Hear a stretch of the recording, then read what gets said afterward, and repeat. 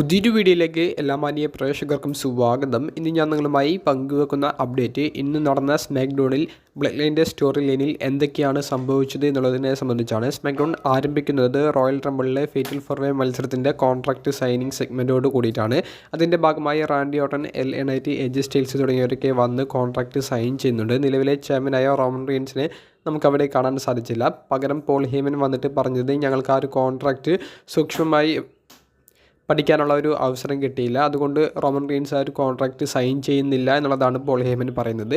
നിക്ക് എൽഡിസ് പറയുന്നത് റോമൻ ഇന്ന് ഈ ഒരു കോൺട്രാക്റ്റ് സൈൻ ചെയ്തിട്ടില്ലെങ്കിൽ റോയൽ റംബിളിൽ ഇതൊരു ട്രിപ്പിൾ ത്രെറ്റ് മാച്ചാക്കി വെക്കേറ്റ് ചെയ്ത അൺഡിസ്പ്യൂട്ടഡ് ടൈറ്റിലിന് വേണ്ടിയിട്ടായിരിക്കും ഞാൻ മത്സരം നടത്താൻ പോകുന്നത് എന്നുള്ളതാണ്. അതായത് റോമൻ റീൻസ് സൈൻ ചെയ്തില്ലെങ്കിൽ റോമൻ റീൻസ് ആ ഒരു ടൈറ്റിൽ വെക്കേറ്റ് ചെയ്യേണ്ടി വരും എന്നുള്ളതാണ് നിക്ക് എൽഡിസ് പറയുന്നത്. അതിനുശേഷം പോൾ ഹേമൻ നിക്ക് എൽഡിസിനെ ഒന്ന് പേടിപ്പിക്കാൻ ശ്രമിക്കുന്നുണ്ട്.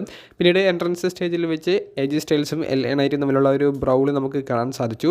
അങ്ങനെ ആ ഒരു മത്സരമാണ് മെയിൻ ഇവൻറ്റിന് മുൻപ് നമുക്ക് കാണാൻ സാധിച്ചത്. AJ സ്റ്റൈൽസും LA Knight തമ്മിൽ ഏറ്റുമുട്ടിയ മത്സരം അതൊരു ഡിസ്ക്വാളിഫിക്കേഷനിലൂടെ അവസാനിക്കുന്നു. ബ്ലഡ് ലൈൻ ഗ്രൂപ്പ് വന്ന്, അതായത് സോളോ സിക്കോ വന്ന് AJ സ്റ്റൈൽസിനെയും LA Knightനെയും ആക്രമിക്കുന്നുണ്ട്. പിന്നീട് മെയിൻ ഇവൻറ്റിൽ റാൻഡി ഓർട്ടണും സോളോ സിക്കോയും ഏറ്റുമുട്ടുന്നു. മത്സരത്തിന് ഇടയിൽ ജിമ്മി യൂസോ വന്ന് ഇടപെടാൻ നോക്കുന്നുണ്ട്.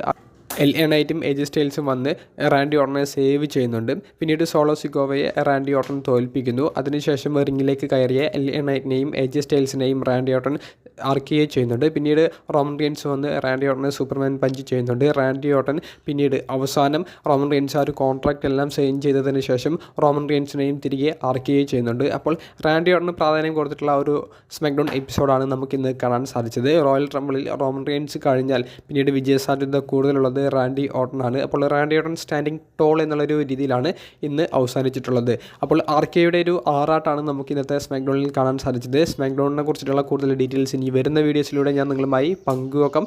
വീഡിയോ സംബന്ധിച്ചുള്ള നിങ്ങളുടെ അഭിപ്രായങ്ങൾ കമൻറ്റ് ബോക്സിലൊന്ന് രേഖപ്പെടുത്തുക. അപ്പോൾ അടുത്തൊരു വീഡിയോയുമായി കാണുന്നത് വരെ ബൈ.